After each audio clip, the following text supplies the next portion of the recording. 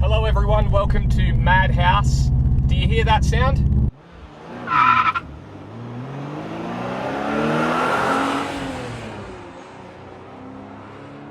We're in a Subaru WRX today. It's the GD WRX. This series is essentially the facelift version of the Bug-Eye. So I think it looks a lot better than the Bug-Eye. This one that I have in my possession today, she's done a fair few Ks, 290,000, but it's feeling pretty good. It's been tuned, it's putting out 200 kilowatts, which is nice, which will, you know, get you out of trouble. It's been done to this car. It's got BC racing coilovers, got some DBA T2 rotors on the front. The owners put a whole bunch of bits and pieces like kind of slap-on aero kit. It's got a rear diffuser, you know, a cool little front lip. It's sitting on a set of Workmeisters. I absolutely love those rims, and I'll give you a look at the rims once I get a chance. For a car that's done 290,000 kilometers, it feels pretty good. It's not worth mentioning the tires on this car. It's got a mismatched set of tires, so when I do these tests, I think it's really important to note the tires on the car. Good tires can make a huge difference, so it's not worth mentioning these tires. They're kind of no-name brand tires. This one's got the EJ 2-litre turbo. It doesn't have the 2.5, but still, it's a 2-litre turbo. It's putting out enough power where you can, you know, use it daily, but you could also use it if you want to do a track day, or if you want to do like a hill climb, or, you know, even just some grassroots motorsport stuff. Because of the four-wheel drive system and the setup on the cars that you can get, they're just safe. They're just a safe car to have at a track. You can't go wrong. The only thing that bothers me is, you know, you slap on an exhaust and that boxer sound, although it is nice, hearing that all day on your way to work, it's just obnoxious. It's simply too loud. I probably would have whacked on a quieter exhaust, but whatever, each to their own. So anyway, I'll show you some footage of the car on the outside. You know, I'll do some acceleration, some braking, some driving around, just to get you guys to enjoy some footage from the outside of the car.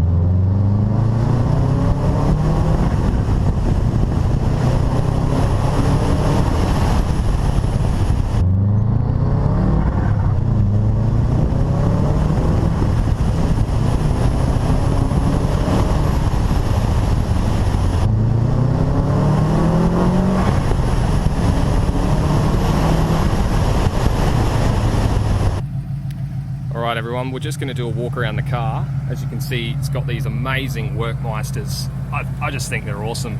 Made in Japan, just a really good wheel. I think they look great on the car with the white white on white. Yeah, as you can see, little front lip the owner's done there, just looking pretty cool. Obviously, listen, it's a used car, so there's little dribs and drabs of, you know, little bits and pieces, but that's okay. That's what you get with a car that's this old.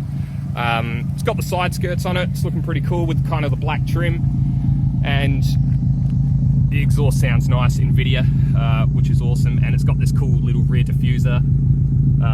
You know, doesn't look great as it's been installed, but either way, it's a rear diffuser. Who cares? But yeah, I think this looks way better than the bug eye. As you can see, the white on white's looking really good. And yeah, it's got those DBA T2s, which are really good.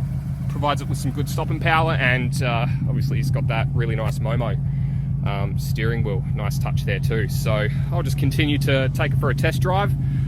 Really enjoying it at the moment. So guys, one thing we need to address, you could probably see it in the background there, that ridiculous rear wing. For normal street driving, even track driving, this isn't going to make a difference. That rear spoiler, in my opinion, is ugly. But I guess if you're doing 180 kilometers an hour, it'll probably provide a little bit of downforce on the back there, but not sure how much it's going to help you. So guys, what do I think of the car? For a car that's done 290,000 kilometers, this feels really good. The BC coilovers give it good response. It darts around pretty well. As a daily, nah, not for me. As a track car and a car that you would use going on some spirited hills driving, absolutely.